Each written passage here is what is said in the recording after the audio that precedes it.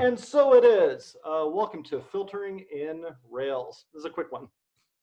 So what we're going to do is I'm going to scaffold out something that lists from an API. We're going to get to show up on a page.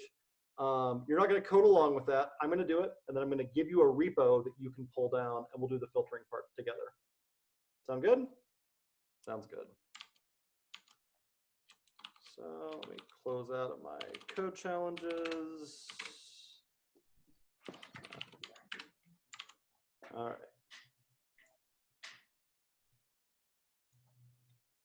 All right, give me a noun. What are we listing and filtering and stuff?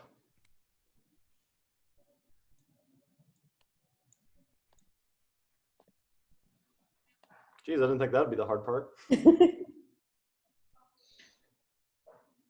Coffee. Coffee. All right. So this is going to be a coffee filter. Hey, I like it. That's funny. So we'll call this one coffee filter.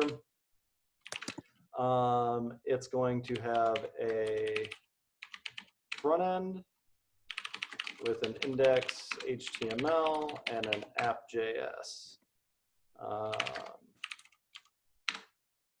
This is going to be a valid HTML document. And again, you're not following along with this. You can just watch, and I'll give you this repo you can use. All right, we got a title. Got a char set.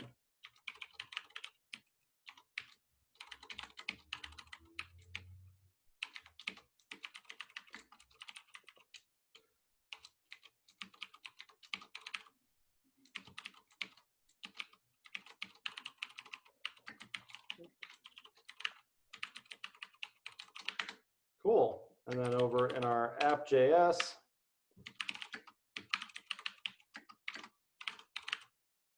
we can make some copies, make it a brand. Yeah, brand. So we'll have Folgers. I'm not a coffee guy. Give me another kind of coffee. Starbucks. Javalia. Dunkin' Donuts. Oh, Cavalia. Javalia. There we go. All right, that works. And then we're going to map through those. Map. We're going to transform the copy object into a copy element. So we will make the element.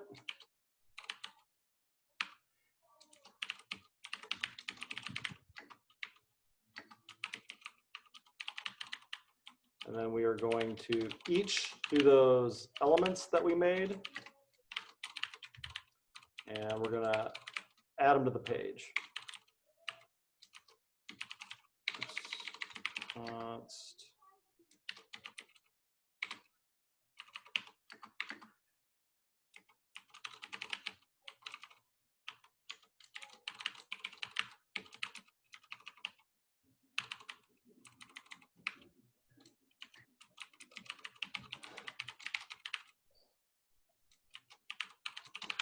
Cool. So if I serve that up,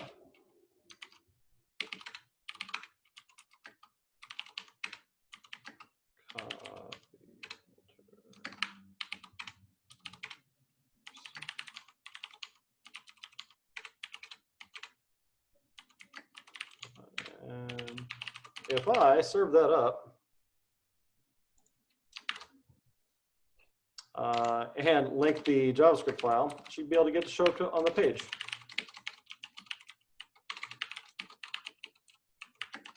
Source.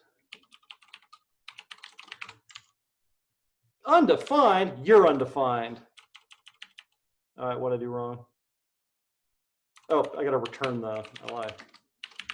That helps. All right. Copied up brand. All right, there they are. So I can get those to show up on the page okay. Now, instead of just having an array of objects here, I got to get that back from an API. And so I'm going to Rails new dash dash API backend. Some of you have run into like the nested Git repo issue. So what happens is Rails will, Rails makes a Git repo for you, but we're trying to keep our front end and our back end in the same repository. And so we want this right here, we want that to be our repo. So the trick for that is you go into your new Rails thing and just delete the .git folder. .git is what makes something a repo. So it's not a repo anymore. Now I can get init and slick. So over on the back end, I'm going to Rails G model copy. I'm going to Rails G controller copies.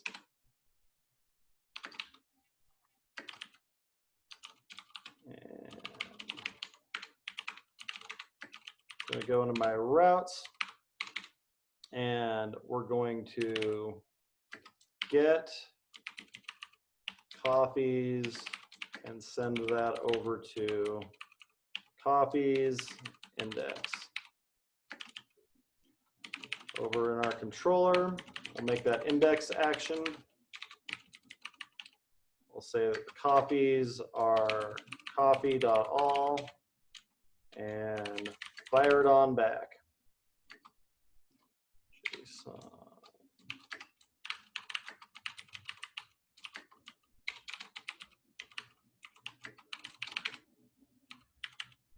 Cool. And then in our migration, we're going to have a string for brand, and that's about it.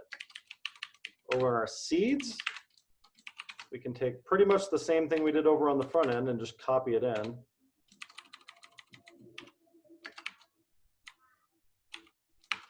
Say copy.destroy all, and elsewise copy.create.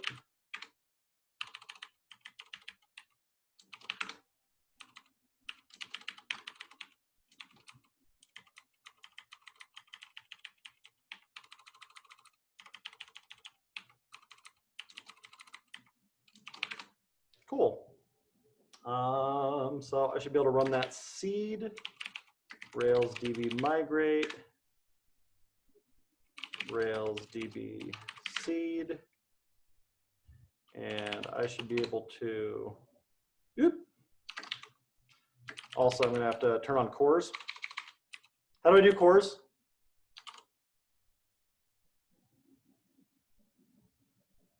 Go to initializer and just pick it up. Okay. This gets me part of the way there. Yeah. Uncomment it in the gem file as well and install it. Hey, there we go. So uncomment that out and bundle install. And then Rails S, and I'm going to put it on port 4000. All right, so with that, I should be able to go to localhost 4000/copies and see a bunch of copies come back. Why, there they are. So now over on my front end,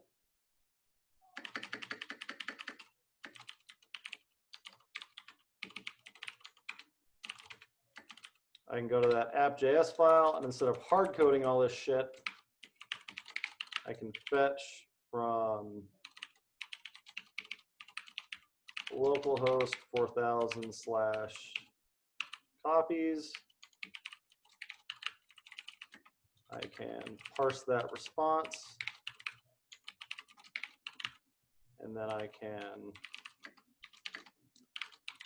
take my response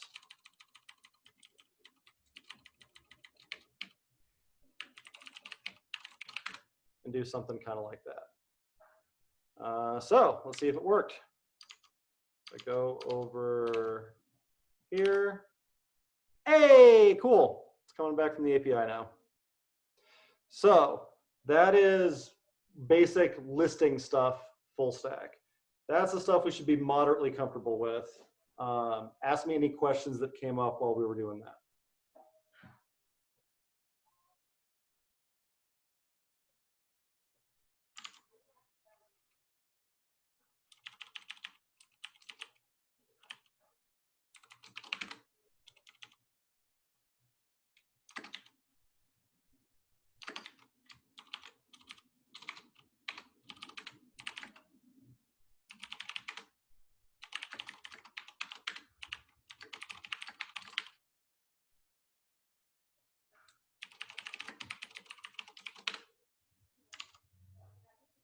All right. So I'm gonna throw this up on GitHub and give you a sec to get caught up, and then we'll walk through the filtering piece. So what does the git add dash capital A do for you versus git add period? So git add period is stage everything from this folder on down. Git add dash all is stage everything in this repository, including anything that might be above me.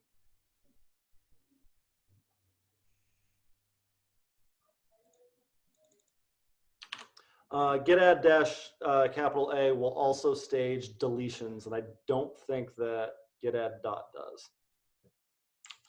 Might be wrong on that.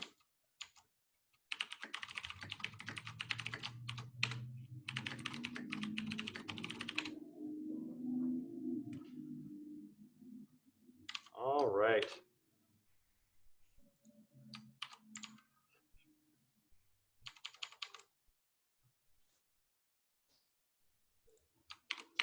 So there's the repo.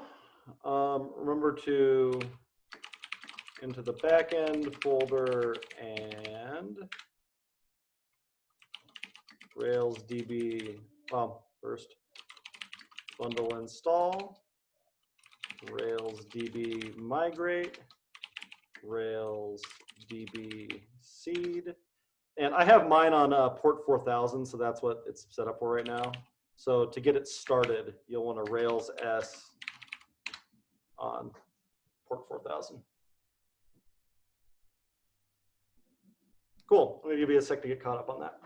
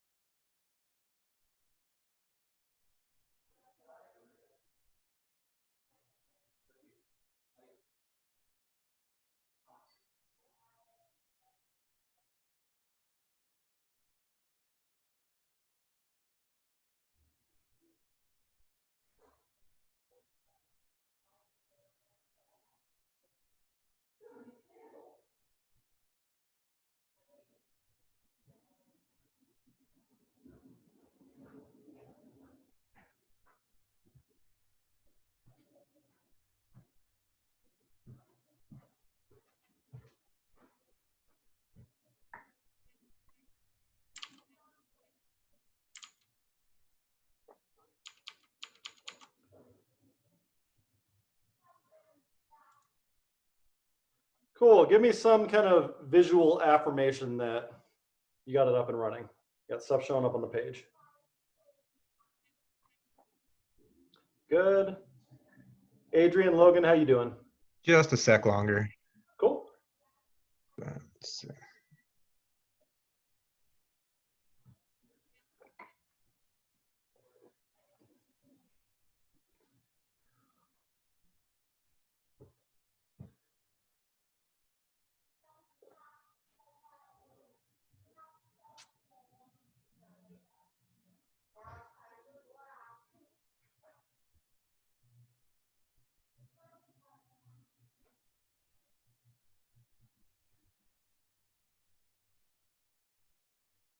Cool. Thank you, Logan.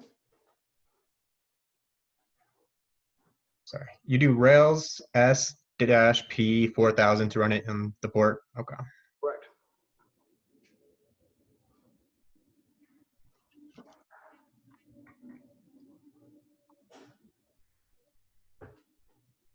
All right, I'm good.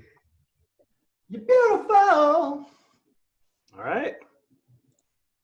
Let's figure out how we can add some filtering to this. So, one of the things that's a little counterintuitive about this is that it's not actually a different action. You can use the exact same action if we want. Actually, probably easier that way. So from the back end, sometimes we want to get all the coffees. Other times, we only want to get some of the coffees. So what we want to do then, that sounds like a conditional. So what we want to if off of is the presence of a search term. So you can say if we got sent a search term, else, and then coffees should be coffee dot, let's start with where. There's a couple ways we can do it, but where brand is params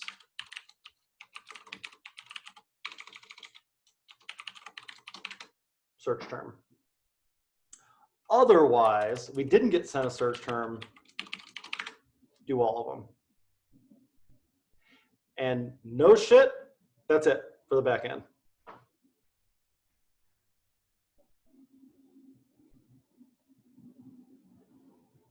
What questions do you have about that?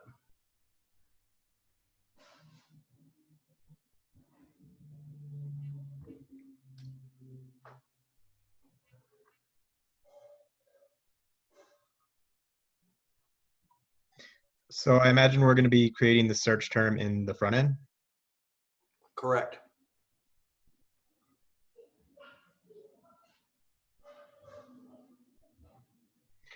And then how does it accept the search term as a params under coffee? So where is built into active record. And so it's like filter. Give me every coffee where its brand equals that. Okay, it's going to identify with the brand. Exactly. Gotcha. So like that might end up being something like brand, like that.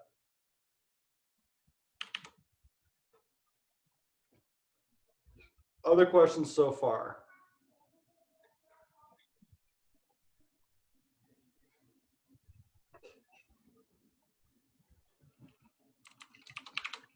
So this shouldn't change anything yet. If we go over our front end,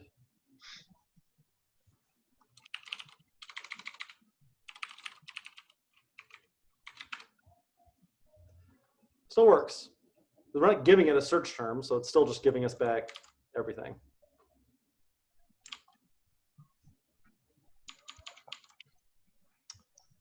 Now, here's where this gets a little bit wilder.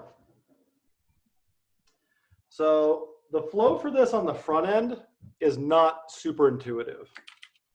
In fact, I would say it falls under the category of clever. So what we're going to do is we're going to make a form here. And this form is going to have an input.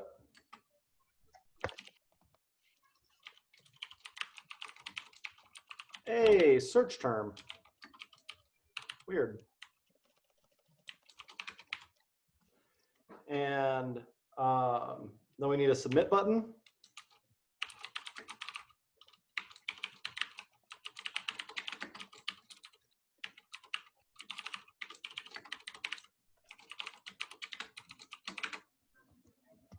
And that's it. No method, no action.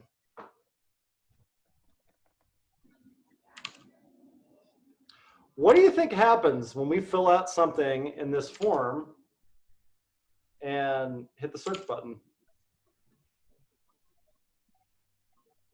Nothing. Not nothing. Definitely something. Try it out yourself. Well, it's got no form or action yet, right? Or action or method. It has a default method and it has a default action. Why don't you try it out? See what happens. You might be surprised.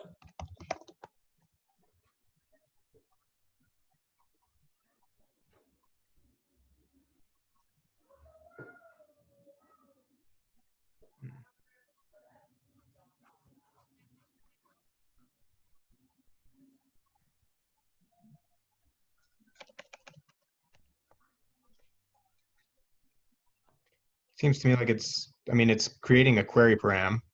Oh, interesting. So yeah, if you watch the URL on this, it refreshed the page and it added this query param. Interesting. So it's because the default method for a form, the default method for a form is get. It's going to make a get request. And the default action is to reload the page.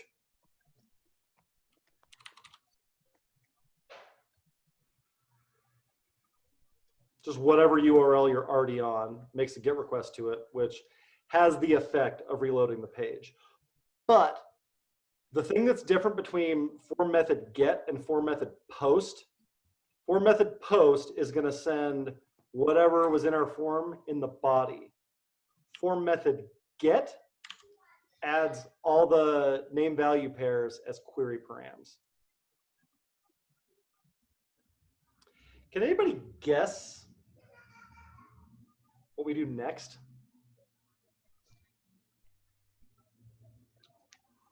Would you direct it instead of inside the search method, the search term is redirected to the same page, or to? So it's reloading the page, except now it has that query param. What could we do with that that's going to get it to our Rails controller so that we can see it there?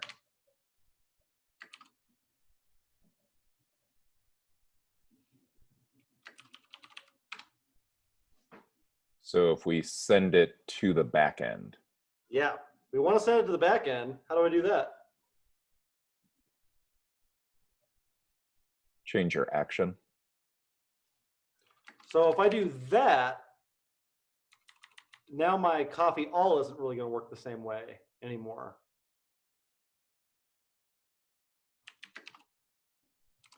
This form is fine as is. When I reload the page, it refetches the copies. Except now I have this query param in the URL. So would you change the term instead of just, refreshing it to a copy page? You want to refresh it to whatever term that you're looking for? So what I want is that, like, I type in Folgers and I hit search, and then Folgers is the only thing that shows up. That's the goal.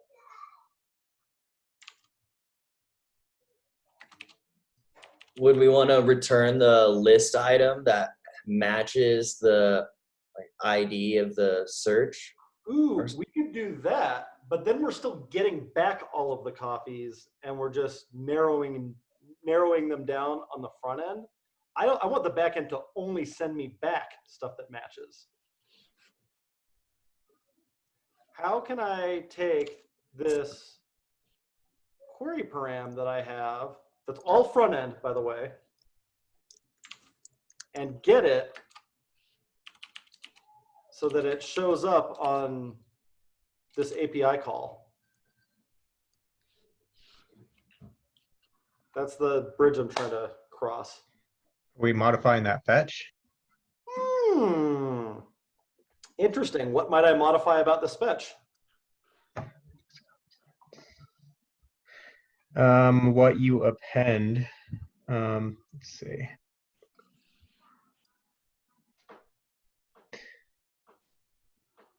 We should use the URL search params with the window.location.search. Oh my God. Yes. How do I do that?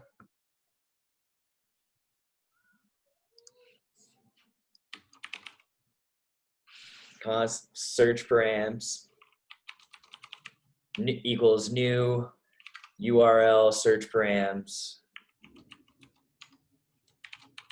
window.location.search. Okay. And then how do I get my the actual query param out? Make another constant with, would it be ID? Search term. Search term equals search params dot get search term. Okay. And check this out. If I log that,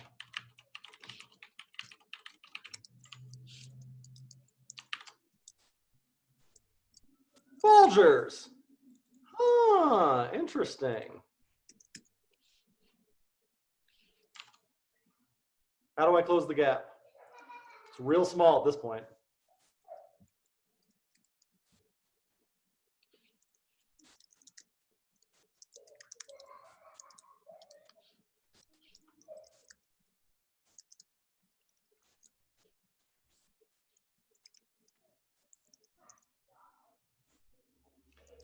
How do I make it so Folgers ends up getting over here?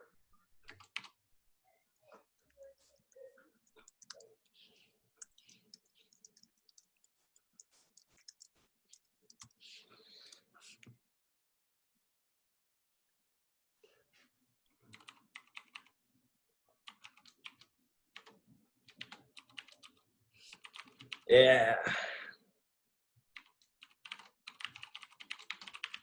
There it is. Cool. I wonder if it works. Holy shit. I only got Folgers back. Starbucks. Hey, there's Starbucks. Nothing.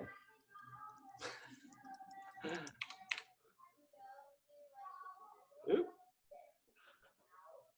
Now you are only calling through that particular fetch. So we need to put logic in that will make it so that it does not only look for search terms. Ooh, how do I do that? You can do an if statement that if you set the localhost 4000 to a variable, will append it via string interpolation. I like that.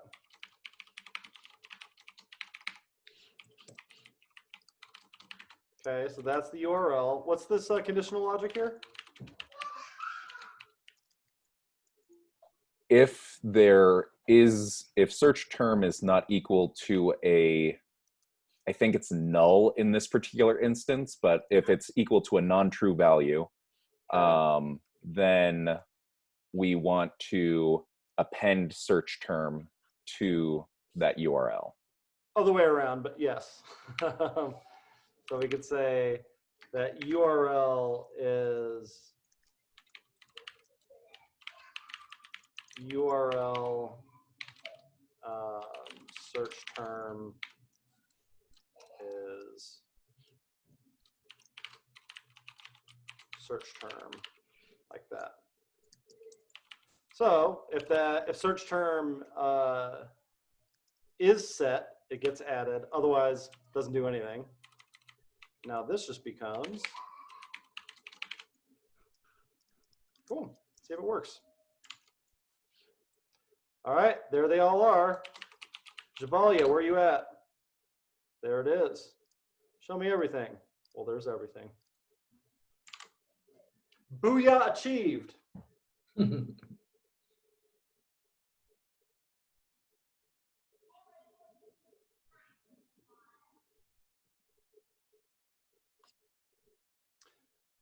So again, the flow on this,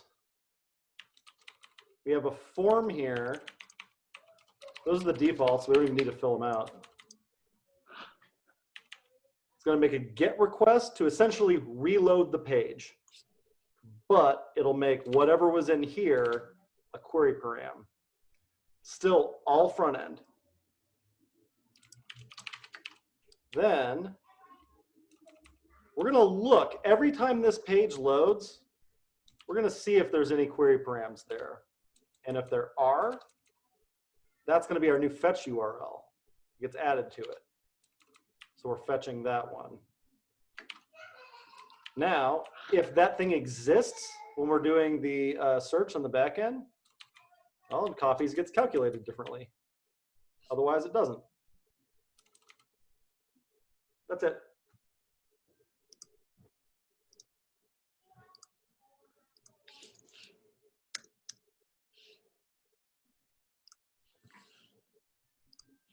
So, one other thing. If I type Folgers, the lowercase f, womp womp, that doesn't work. Why? Because it's looking for that exact string.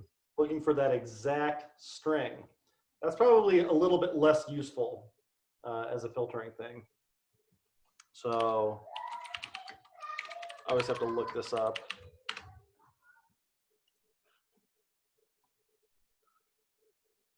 So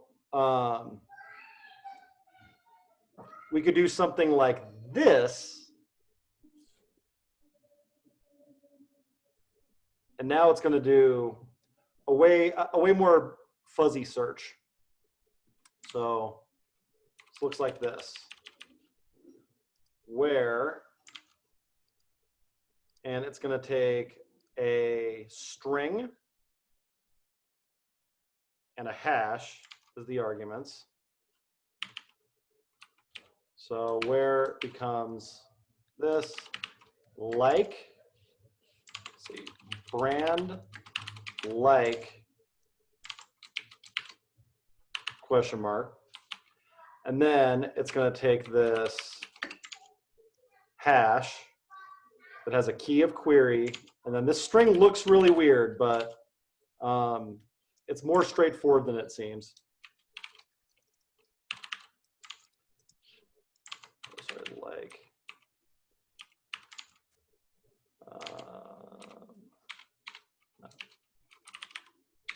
Call that search term too.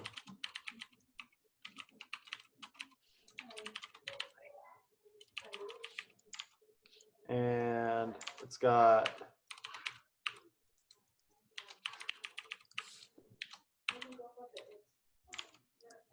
there and params search term, like that. All right, so the let me make this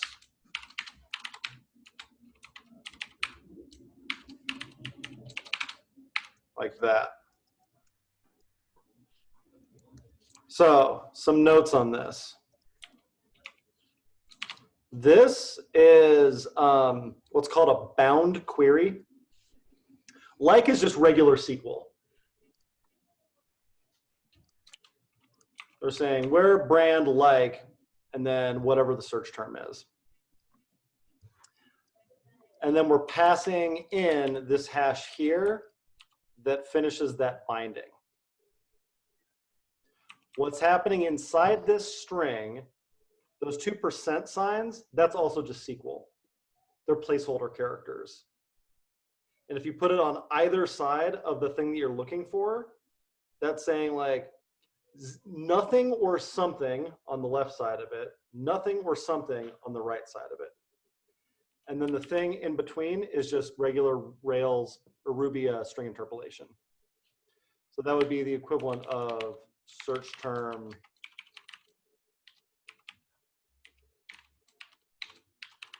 something like that.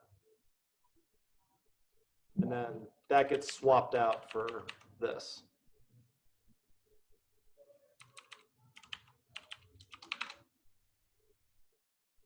See if it works.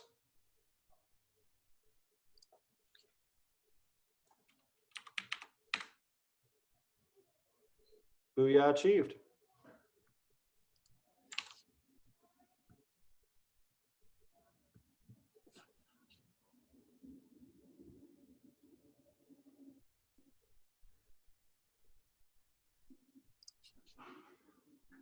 Questions about this?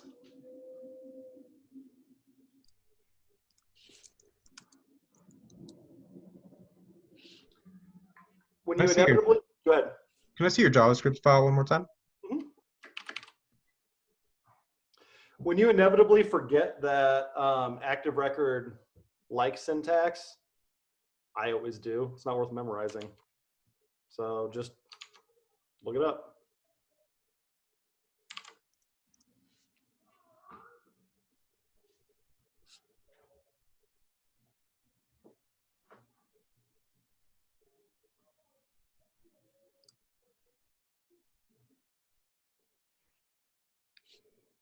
What else?